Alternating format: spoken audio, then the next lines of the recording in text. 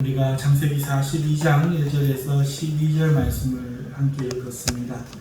이 본문을 가지고 오늘은 내가 붙잡는 나, 하나님께 붙잡힌 나 라는 제목으로 말씀을 진행하겠습니다. 오늘 이 본문은요 7년 흉년이 이제 시작되고 가나안 땅에도 이제 그 흉년이 들어서 그 가나안 땅에 살던 요셉의 고향집 아버지 이야기로 시작됩니다. 이를 보건대 흉년은요 애굽 지역에 한정한 그런 것이 아니라 적어도 애굽을 포함한 아프리카 전역 그리고 가나안 땅 전역에 펼쳐진 재앙이었다 하는 것을 알 수 있습니다. 한 지역적인 흉년이 아니라 좀 세계적인, 전 세계가 그랬는지 모르겠지만 세계적인 흉년이었다 하는 것입니다. 그것도 7년이나 지속된 아주 흉흉한 흉년이고 또 재앙이었습니다. 자, 그런데 그럼에도 이 가나안 땅은 어떤 정체성을 하나 가지고 있습니다. 하나님의 약속의 땅이지요. 하나님의 약속의 땅에 흉년이 들었습니다. 그런데 또 흉년이 들었습니다. 무슨 말인가? 아브라함이 가나안 땅에 도착한 첫 해에 큰 흉년이 있었습니다. 그래서 아브라함이 애굽으로 내려갔던 거 여러분 기억하시죠? 그런데 지금 아브라함의 손자 그리고 증손자 요셉이 국무총리가 된 시점에 또 한 번 큰 흉년, 그것도 7년의 대흉년이 든 것입니다. 이 아브라함 때의 흉년은 그 성격이 아브라함이 하나님의 명령을 지키는가 안 지키는가 하는 것을 시험하는 어떤 시험의 성격이 있는 흉년이었습니다. 왜냐하면 하나님께서 그 땅을 아브라함에게 주셨기 때문이고 그 땅을 떠나지 말아야 했던 것이죠. 그런데 아브라함은 그 가나안 땅에 도착했을 당시 큰 믿음이 있지 않았습니다. 그래서 약속의 땅을 떠나서는 안 되는데 그 가나안 땅을 떠났던 것입니다. 그리고 이집트에서 자기의 아내를 바로 왕에게 빼앗기는 큰 시련을 당한 것이죠. 그래서 아브라함은 이 땅이 하나님과 자기 사이에 언약의 내용임을 그 경험을 통해서 뼈저리게 깨닫게 된 것입니다. 그리고 또 동일한 사건이 있었는데 아비멜렉에게 자기 아내를 또 빼앗기게 된 것이죠. 그런데 그때는 하나님이 아비멜렉으로부터 아내를 지켜주셨습니다. 그러니까 왜 아내를 빼앗겼느냐? 언약을 저버렸기 때문에 그래요. 언약을 버렸기 때문에 환난을 당한 겁니다. 아브라함과의 언약은 예수 그리스도의 언약이 아닙니다. 가나안 땅에 내가 지시할 땅으로 가라 하는 그게 언약이었죠. 그러니까 그 땅에 가서 새로이 시작하는 것이 하나님의 언약이었고 그 땅을 아브라함과 아브라함 자손에게 주는 것이 언약의 내용이었기 때문에 그 땅을 떠나는 것은 언약을 저버리는 것이었던 것이죠. 그러니까 동일한 두 사건, 자기가 감당할 수 없는 세상의 권력자에게 아내를 빼앗겼는데 두 번이나 빼앗겼는데 한 번은 지켜지지 않았고 한 번은 지켜졌어요. 그러면 하나님이 나타나셔서 지켜주실 수 있었다면 애굽에 내려갔을 때는 왜 안 지켜주셨는가? 내가 언약의 땅을 떠났기 때문에 그렇게 됐구나 하는 것을 아브라함이 깨닫게 된 거죠. 자, 그러니까 그 가나안 땅의 첫 해에 임했던 그 흉년은 아브라함의 믿음을, 언약을 지키나 안 지키나 하나님이 자신과 아브라함 사이에 그것을 테스트 해보는 것이었습니다. 그리고 이번에 다시 두 번째 또 흉년이 임하였습니다. 그리고 이 흉년으로 인하여서 우리는 또다시 가나안 땅을 떠나는 야곱과 그의 가족을 보게 됩니다. 떠나게 되겠죠. 애굽으로. 그리고 그것은 잠시 갔다가 돌아오는 것이 아니라 400년이라는 긴 세월을 타국에서 나그네 되고 또 종되어서 노예살이 한 후에 돌아오게 되는 길고 험난한 여정이 되는 그런 발걸음이었습니다. 그러니까 이 땅을 떠나는 것 자체가, 하나님 언약을 떠나는 것 자체가 이들에겐 재앙이 된다는 것이죠. 비록 그 떠남이 흉년이라는 피치 못할 이유가 있었다고 해도 그것은 언약을 잊은 행동이기 때문에 그렇습니다. 그들이 언약을 기억했다면 흉년이 끝난 후에 그들은 충분히 돌아올 수가 있었습니다.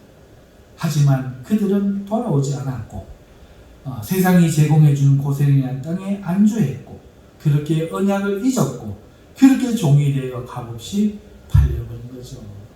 그러니까 이 이야기가 들려주는 내용은 흉년이라는 모티브, 흉년이라는 소재를 통해서 보여주는 것은 하나님의 약속의 땅도 흉년이 든다 하는 것이죠. 여기서 우리의 첫 번째 교훈이 시작됩니다.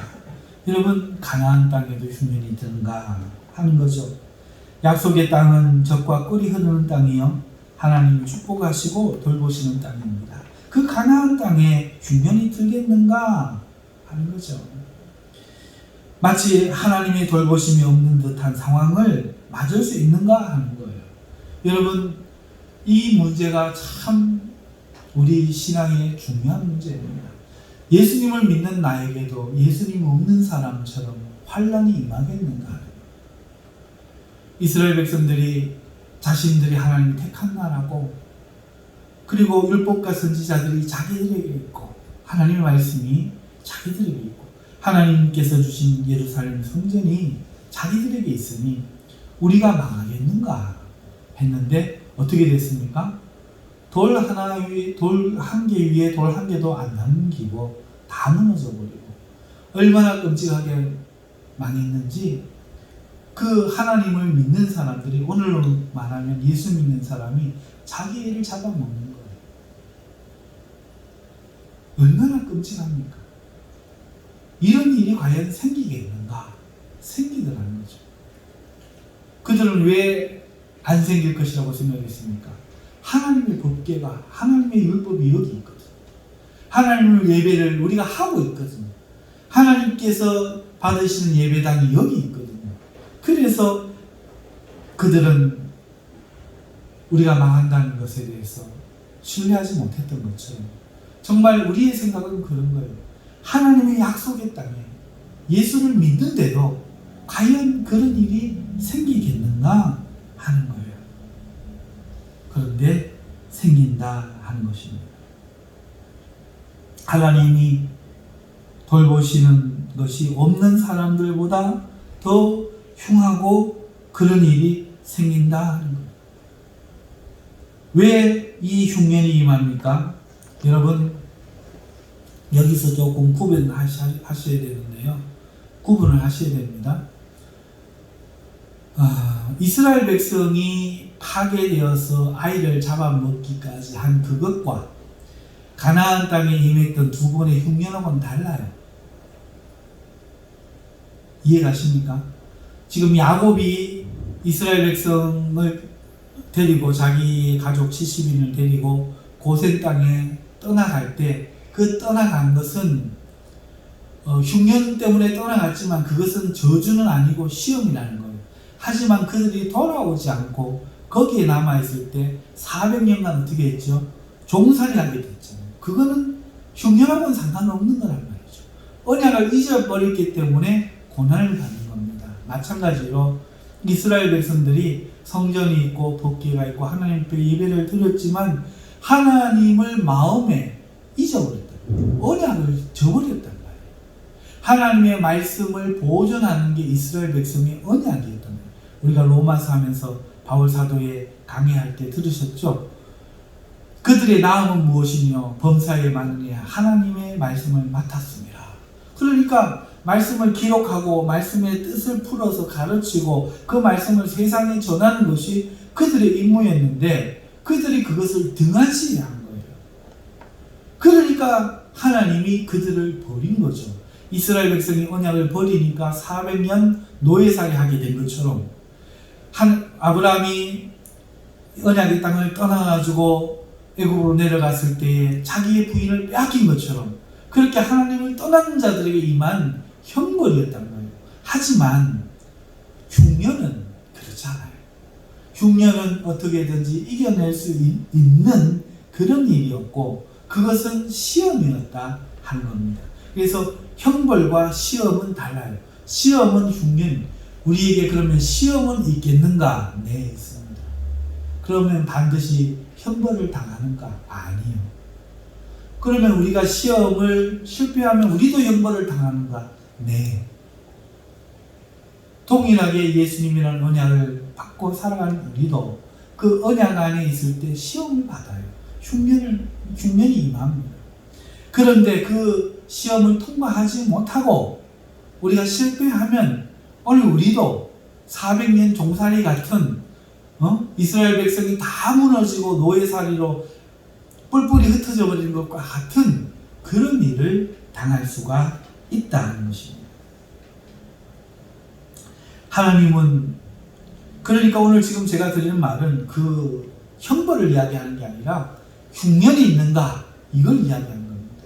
우리에게 흉년과 같은 그런 시험이 닥치겠는가? 맞습니다. 닥칩니다.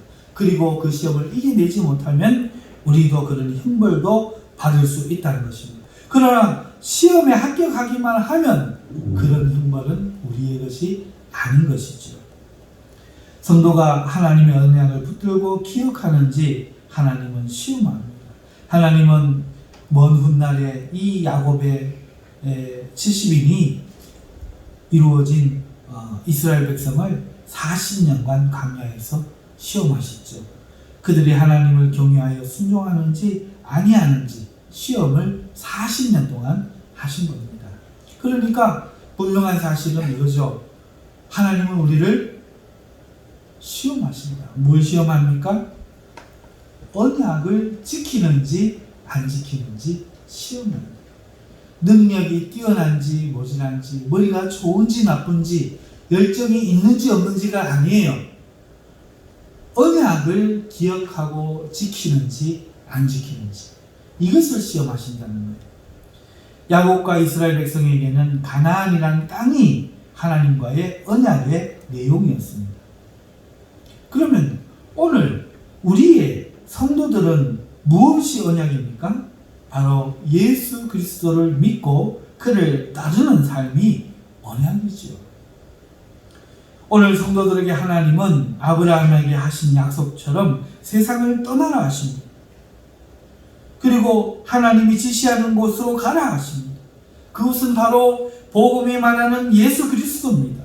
오직 예수 그리스도를 주인 삼고 그 전에 주인 삼았던 것들을 내려놓고 주님의 말씀을 따라 살아가는 그 삶을 살면 하나님은 오늘 아브라함에게 하신 것처럼 동일하게 우리로 하여금 복을 주시고 복의 근원이 되게 하시고 우리를 축복하시며 우리를 지켜주신다고 약속하신 것입니다. 아멘.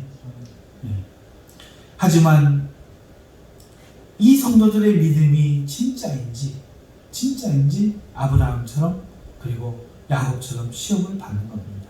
정말 예수님을 구주로 믿는지 영적인 흉년이 드는 거예요. 오늘 2000년이 지나서 지금 아브라함 때로부터 보면 4000년이 지나서 오늘 우리가 예수님을 믿고 새로운 언약 가운데 지금 우리가 거하는데 이 새로운 언약 가운데 거할 때에 오늘 우리에게 영적인 흉년을 겪게 한다는 겁니다. 이 영적인 흉년은 하나님을 의지할 수 없는 상황으로 몰고 가는 환경도 포함되는 거예요. 하나님이 이 땅을 주셨는데 이 땅에 흉년이들이 못 살아서 그럼 가야 되는가? 아니면 하나님만 바라보고 있어야 되는가? 고민했던 것처럼 오늘 내가 예수님만 믿고 살아가는 것으로 충만한가? 아니면 환경도 예수님을 믿을 수 있도록 만들어야 되는가? 이런 고민들이 할 수밖에 없는 환경이 만들어진다는 거죠. 그리고 그 환경은 정말 우리가 하나님만 믿으면 되는가? 정말 하나님만 믿고 순진하게 있으면 되는가? 하는 원초적인 질문을 성도로 하여금 하게 합니다. 아니야. 그래도 노후대책도 해놓고 보험도 들어놓고 여러 가지 것들로 오늘 우리가 우리의 삶을 대비해야 돼. 그래야 예수님을 잘 믿을 수 있어. 그렇게 생각할 수도 있고, 아니야. 하나님을 믿으면 하나님이 정말로 예수 그리스도가 내 주인이기 때문에 모든 것을 책임져 주실 거야. 이렇게 믿을 수도 있고, 오늘 우리의 믿음은 이렇게 시험을 받는다는 거예요. 그러면 애굽에 이럴 때는 애굽으로 내려가야지 하고 아브라함처럼 내려갈 수도 있고, 어떨 때는 야곱처럼 지금 양식이 애굽에만 있으니까 이게 하나님의 구원인갑다. 내가 비록 성도라도 세상에서 세상 일을 하면서 이렇게 사는 것이 구원인갑다 싶은 구원의 손길처럼 펼쳐지는 그런 시험도 있다는 거예요. 그러나 그때가 끝나고 나면 돌아와야 되는데 성도들이 그러지 못하면 결국은 400년 종살이에 값없이 떨어진다 하는 것이죠. 우리가 이런 원초적인 질문, 하나님만으로 충분한가? 그때 우리가 못 참고 세상으로 내려가 세상의 물질과 환경을 보면은요, 아내를 빼앗기는 거예요. 자기의 영화를 짓밟히는 성도가 되는 겁니다. 비록 하나님이 구원을 해주시겠지만 큰 상처와 쓰라린 흔적이 남는 거예요. 이게 아브라함이 보여주는 예예요. 또 때로는 요셉의 때와 같이 두 번 경우가 다르죠. 이런 이유가 다른 거예요. 요셉의 때와 같이 마치 세상으로 가는 것이 하나님의 구원인 양 느껴지는 시험도 있습니다. 왜? 거기에 요셉이 있고 거기에 요셉을 세우시니까 하나님이죠. 그러니까 마치 이것은 하나님이 우리를 부르시는 것 같다. 맞습니다. 그것은 일부분 맞습니다. 하지만 언약을 기억했다면 그들은 외국으로 잠시 내려갔다가 요셉을 만난 후 다시 본향으로 무슨 수가 있어도 돌아와야 했습니다. 하지만 그들은 그렇게 하지 않고 자신의 땅을 버려두고 하나님과의 약속의 땅을 버려두고 애굽의 땅 고센에 자리를 잡아버렸습니다. 그리고 그 결과 노예가 된 것이죠. 예수님을 믿고 있는 오늘 우리도 마찬가지입니다. 오늘 우리가 예수님을 믿으면서 때로는 이 요셉의 때와 같이 세상에 내려가는 것이 구원인 양 느껴져요. 우리 한국교회가 그랬어요. 여러분, 한국교회가 성장하면서 성도들이 세상에서 돈을 벌고 세상에서 지위를 잡고 하는 그것이 마치 구원인 양, 교회가 복음을 전하는 것인 양, 하나님의 영광을 드러내는 것인 양, 그렇게 생각되었던 때가 있습니다. 그런데 요셉의 때에 내려가서 세상의 애굽이 종되었던 그때와 같이 우리의 모습이 세상에 노예된 것과 무엇이 다릅니까? 세상은 이제 어느덧 한국을 그 파괴의 자리, 종된 자리, 쌍놈의 자리, 그 대대로 내려오는 그런 신분의 그런 족쇄가 있던 그 삶을 무지하고 무식하고 미신에 빠져 사람을 죽이기도 하는 그런 곳에 있던 비참한 우리의 삶을 바꾸고 있던 이 교회를 향하여 종교세를 부과하고 언제는 칭찬했죠. 바로 왕과 같이 환영을 했죠. 하지만 이제는 종교세를 부과하고 교인들을 등록하게 하며 관리하며 통제하고 있어요. 예배 시간과 모임을 제한하고 의무를 부여합니다. 이래 해야 된다고 법으로 통제합니다. 앞으로 어떤 일이 더 부과될지 그것은 모를 일이죠. 왜 이렇게 되었습니까? 교회가 세상의 정치인들의 환영을 받고 청와대로 갔기 때문이에요. 그리고 그 힘을 의지하고 힘을 빌려 거기에 머물렀기 때문이에요. 작은 교회, 쓰러져가는 교회로 남아서 신앙생활을 했다면 겁이 날 게 없었겠죠. 그러나 고센 땅, 기름진 곳에 양식이 좋은 곳에 커다란 교회를 짓고 커다란 곳에서 우리가 안주할 때에 우리는 이제 이곳의 포로가 된 겁니다.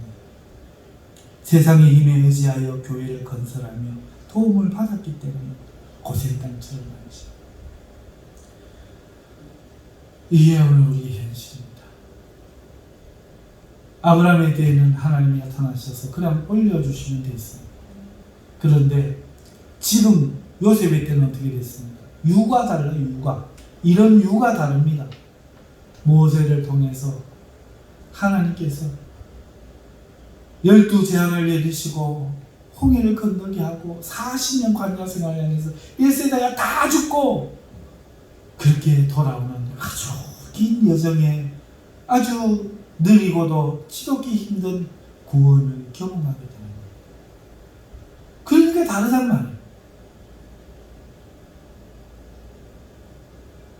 이전에 복음 전도는 예수 천당만 해도 됐다면 지금은 기도를 하고 애를 써도 안 된다.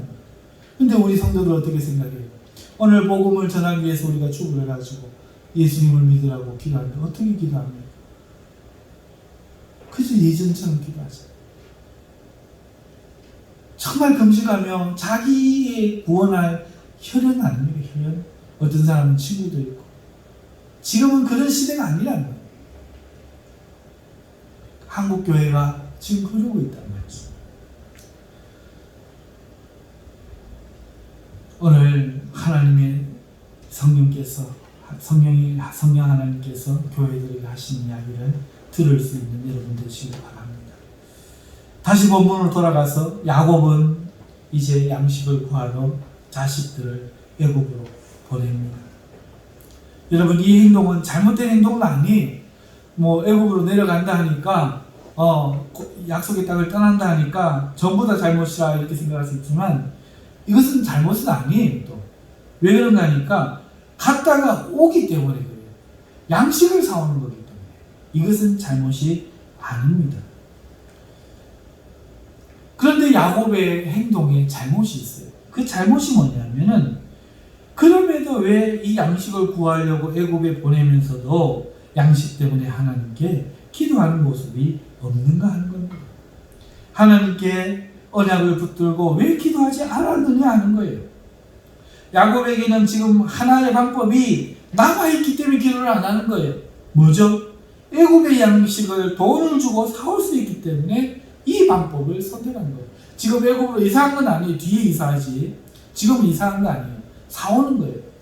그런데 왜 하나님께 기도하지 않았느냐? 이 방법이 있기 때문에. 아브라함 때와 왜 다르냐?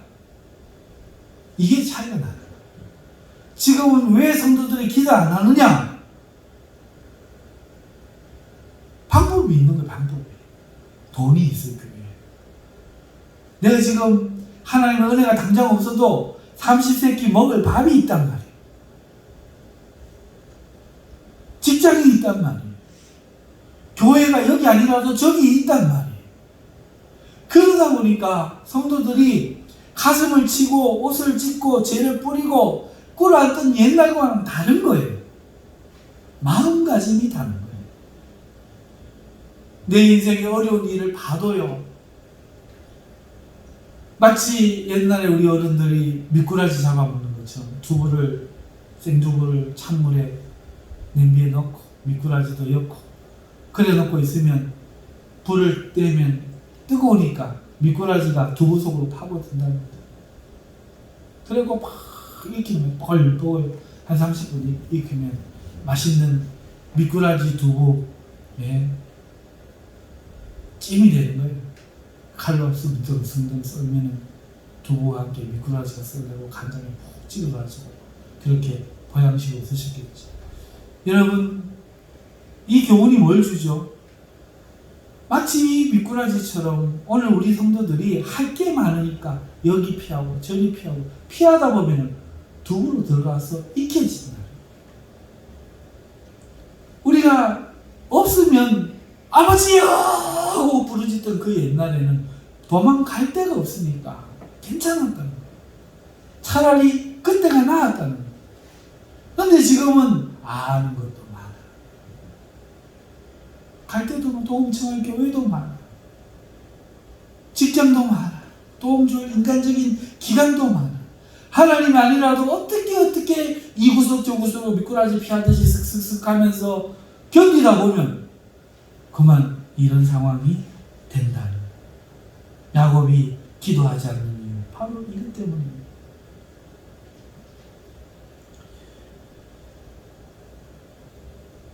자, 이것도 문제인데 야곱에게 또 문제가 있습니다. 야곱은 양식을 사기 위해서 10아들을 보냈다고 지금 말하고 있어요. 자신의 막내 아들 베냐민은 남겨둔 거예요.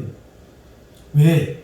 그는 이미 요셉을 잃었기 때문에 이 베냐민마저 잃을까봐 두려웠기 때문에 그렇다 성경이 말하고 있어요. 여러분, 야곱에게는요 더 사랑하는 아내가 있었고 또 더 사랑하는 아들이 있었습니다. 이것이 사실입니다. 야곱의 성정을 볼 때 우리는 그가 감성적이고 감정이 풍부한 사람임을 알 수 있어요. 여러분, 형의 발꿈치를 잡고 먼저 나오려고 하는 그 태고 쪽의 본능, 야망이 있는 사람이란 말이죠. 뭔가 성취가 하고 싶은 사람이란, 집안에서 어머니와 대화를 하며 살았던 그 모습, 형의 축복을 가로채기 위해서 기꺼이 아버지를 속이고 연기를 하는 모습, 어머니의 고향에 가서 라헬을 끌어안고 우는 모습, 돌아오는 길에 다리를 절며 형과 부둥켜 안고 우는 모습에서 그의 모습이 보여요. 감정적이고 그런 모습이 보여요. 그는 그렇게 감정이 풍부한 사람으로 자기의 마음을 숨길 줄 몰랐어요. 미련스럽게도 자기의 마음을 드러내고 살았어요. 솔직하게 있는 그대로 살았어요. 자신의 마음이 가는 대로 살았던 사람입니다. 형이 되고 축복하고 싶으면 축복, 이 아들을 더 사랑하면 이 아들을 더 사랑하고, 그렇게 살았던 사람이에요. 그는 레아보다 라헬을 사랑했어요. 두 여자를 아내로 얻었으면 본이건 아니건 다 사랑해줘야 했는데 그러지 않았던 겁니다. 그리고 살아있는 레아보다 죽은 라헬에 대한 연민을 가리지 않고 아낌없이 드러내고 그 연민을 느끼며 그의 두 아들을 레아의 아들보다 더 사랑했던 거예요. 그 편에는 이미 자식들을 통해 그 아픔으로 이미 드러났는데도 요셉의 사건을 통해 못 깨닫고 그는 여전히 오늘도 10자식만을 애국으로 보내고 있는 거예요. 베냐민을 붙잡고 있는 거죠. 자기의 감정이, 자기의 마음이 언제나 중심인 거예요. 하나님의 언약을 다시 거기에 적용을 해보면 하나님이 이 땅을 누구에게 주기로 하셨어요? 야곱의 라헬의 두 아들에게 주시기로 하셨나요? 아니요. 야곱과 야곱의 모든 12아들에게 다 주시는 겁니다. 그러면 야곱은 이 아이들 모두가 하나님의 축복의 대상자인 것을 알고 공평하게 대했어야 합니다. 그러나 자기의 감정대로 살았기 때문에 지금 가나안 땅의 삶이, 하나님의 축복이 땅의 삶이 되어야 할 이 가나안의 삶이 야곱의 공평하지 못한 감정적인 사랑으로 인해 그 땅의 축복이 땅이 되지 못하고 있는 겁니다. 지금도 슬픔 가운데 10자식은 양식을 구하기 위해 애굽으로 가고 있습니다. 야곱은 언제나 내 감정만 이야기하고 사는, 자기를 붙잡는 사람이었던 거예요. 반면에 요셉은 그러한 편애의 피해자가 되어 애굽에 팔렸습니다. 그럼에도 지금 총리가 되어서 이 흉흉한 흉년 가운데 세상을 구원하는 중심에 서 있습니다.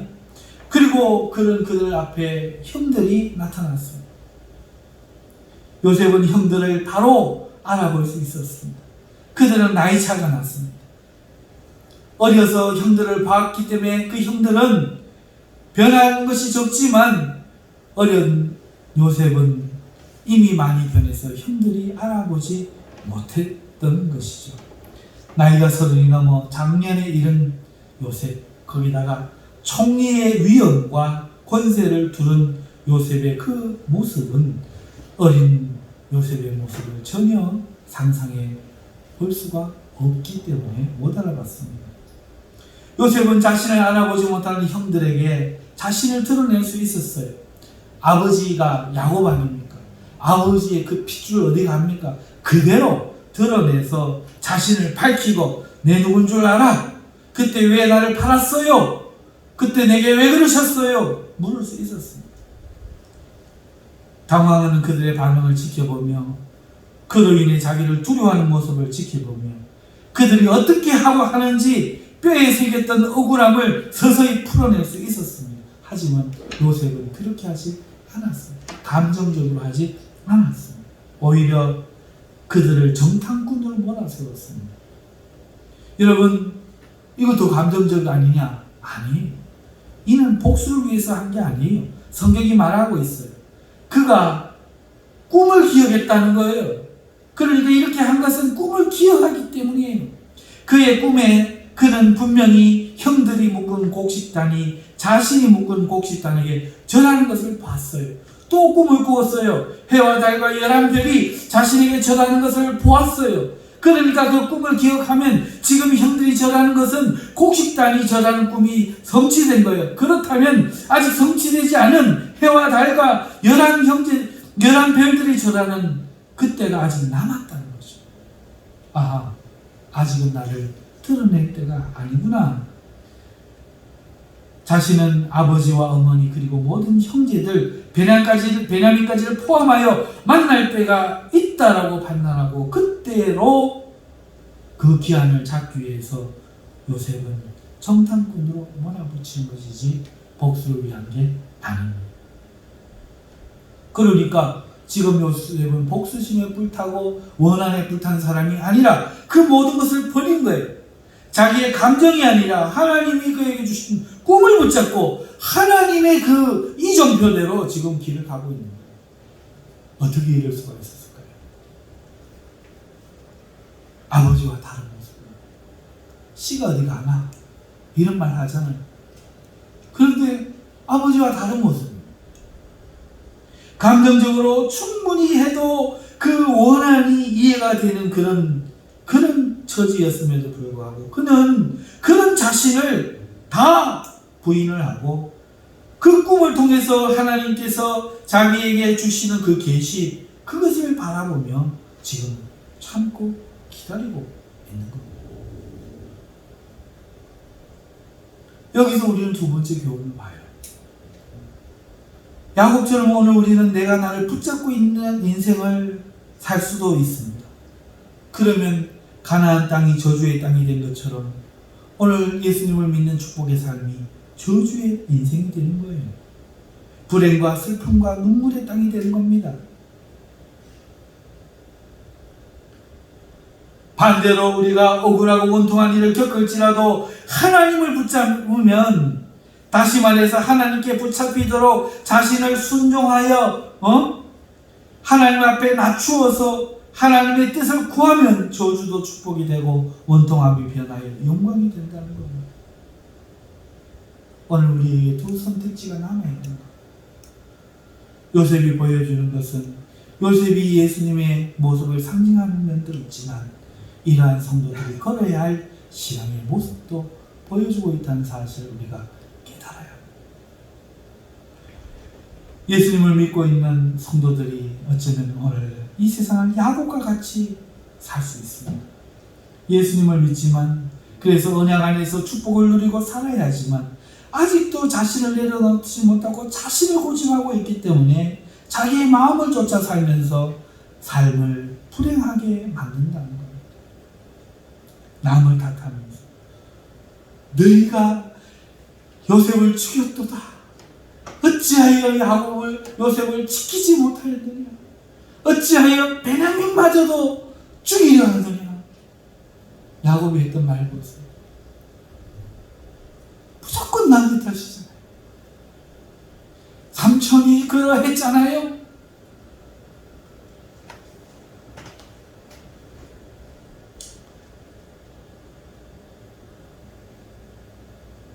오늘 우리가 동일한 하나님의 언약을 받은 성도로서 오늘 우리의 삶이 축복이 되어야 함에도 불구하고 여전히 내 마음속에 감정대로 살면 오늘 우리의 삶은 프림으로 만드는데 이걸 바꾸려는 거예요. 다른 사람을 조종해서 니는 이렇게 하고 니는 저렇게 하고 닌 가서 빨리 왜 얼굴만 쳐다보고 있노? 이거 한번 보세요. 내가 갔다 올게 아들들아. 너는 죽어도 아무것도 아니다. 안 하고 왜 얼굴만 쳐다보고 있노? 빨리 양식 사와라. 지금 그러고 있는 거죠. 그러면서 그 10아들에게 또다시 상처를 주는 거예요. 자기의 감정은 진실하게. 내 베냐민 사랑하는 거 알지? 베냐민 옷은 못 죽는 거, 나는 못 사는 거, 내가 고마마, 내 지옥으로 수월로 내려가 버릴 거 알지? 이거는 당연한 듯이 그 입을 열어서 그 상처 주는 줄도 모르고 독을 쏟아내면서 이 미련하고 무식하게 살아가는 거예요. 그래서 이 야곱의 가족이 이 엉망이 된 거예요. 그런데 요셉 한 사람의 순종에 의해서 이것이 다 회복이 돼요. 오늘 우리가 예수님을 믿으면서 예수님의 말씀처럼 나를 부인해야 되는데 하나님 미래에 떨어져 죽어야 되는데 곧 죽어도 나는 살아야 된다고 자기를 부인하지 않고 살면 결국은 우리는 야곱과 같은 결과를 만든다는 거예요. 여러분,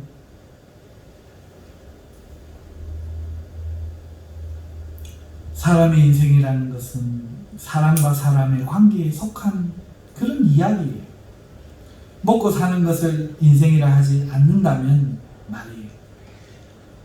남는 것은 먹고 사는 걸 빼고 나면 남는 것은 사람과 사람이 어울려 또 더불어 살아가며 이루어가며 만남과 헤어짐, 사건과 그리고 이해관계와 사랑 이런 이야기들이 인생이잖아요.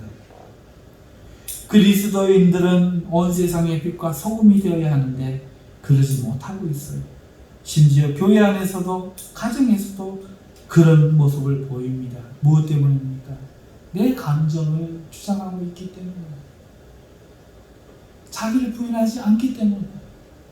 목사는 목사대로, 전도사는 전도사대로, 장로는 장로대로, 집사는 집사대로, 병신도는 병신도대로 자기 감정대로 사는 거예요. 감정이 좋으면 우리 교회 좋은 교회, 감정이 나쁘면 우리 교회 나쁜 교회.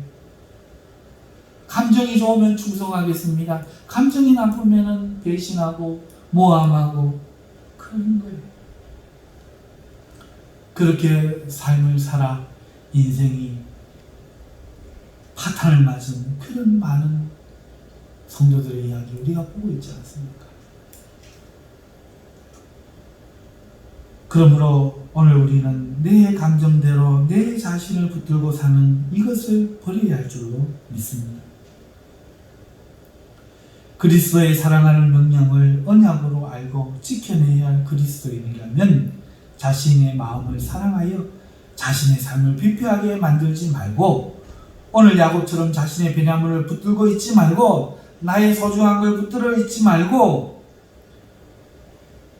소망의 하나님의 꿈을 쫓아 그 진리의 말씀이 소망이 되어 살아가야 할 줄 믿습니다. 요셉은 하나님을 보았습니다. 자신이 당한 억울함을 버렸고 자신의 감정을 버렸습니다. 주어진 현실을 받아들여 하나님께 하듯 순종했습니다. 형들이 자신 앞에 엎드리는 이 시간에도 그는 그들을 응징하라는 자신의 마음의 소리는 버려버리고 그의 꿈을 붙잡았습니다. 하나님이 뭘 하실 건가? 그렇게 그는 하나님께 붙잡혔습니다. 그랬더니 그는 마침내 온 가족의 화목을 이끌어내고 그 가족을 구원했습니다. 성도는 자신을 붙잡으면 잃어버리고 하나님께 붙잡히면 삽니다. 이게 비결입니다. 자신을 버리고 하나님을 인정하는 것은 신앙의 첫걸음입니다. 내가 하고 싶은 것, 내가 원하는 것, 내가 느끼는 것 그것을 보며 달려가다 보면 어느새 원치 않는 현장에 서서 두려움을 느낄 수밖에 없어요.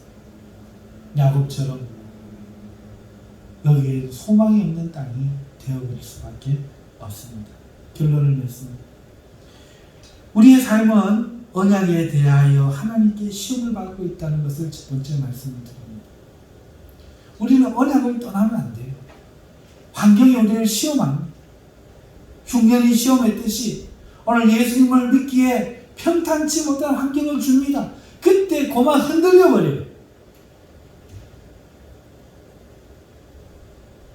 그러면 끝나는 거예요.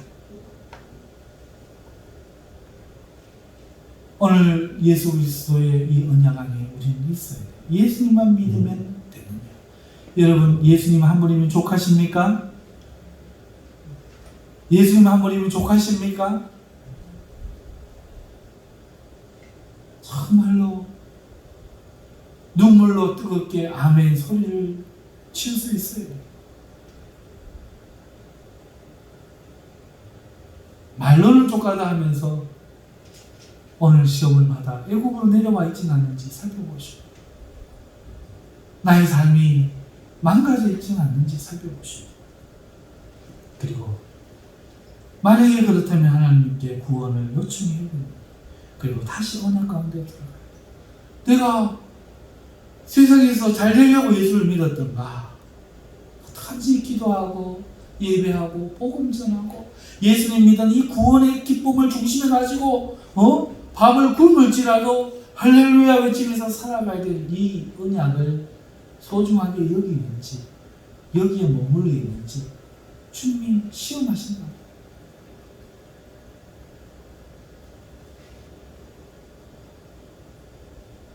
두 번째, 오늘 이 언약 안에 거할지라도 이 언약 안에 있는 이 축복은 우리가 자신을 붙잡으려 할 때 깨어진다는 거예요.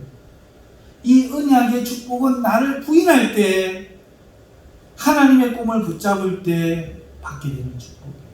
형통하고 귀신과 싸워 이기고 믿음으로 영을 분별하여 살펴보고 내 해야 될 모든 일들에 하나님의 영감을 받아 인도를 받는 이런 삶, 시를 따라 때를 따라 공급하시는 하나님의 은혜를 경험하는 놀라운 축복의 삶들은 나를 부인하고 하나님의 뜻을 붙잡을 때, 성령의 인도를 받을 때, 그때 누려진다는 거예요. 예수님 언약 안에 붙들고 있어도 나를 버리지 못하면 우리의 삶은 괴로움에 빠질 겁니다. 파탄에 빠질 겁니다. 상처를 주고 저게 예수님 믿는 삶인가? 예수님 믿는 게 뭐 별거 없네. 아니 우리보다 더하네 싶은 그런 환경을 스스로가 만들어가는 거예요. 그러므로 이제 우리는 자기 뜻대로 살기를 버리고 내 감정이야말로 그만하고 하나님의 뜻을 하나님의 성령의 인도하심과 성령의 충만하심을 그것만을 바라보고 예수 그리스도를 향하여 목표 삼고 오늘 우리가 달려가야 할 줄 믿습니다. 이 은혜와 축복이 여러분에게 있으시기를 주님의 은혜로 축원합니다. 우리 동성으로 기도하십시오. 말씀 붙잡고 하나님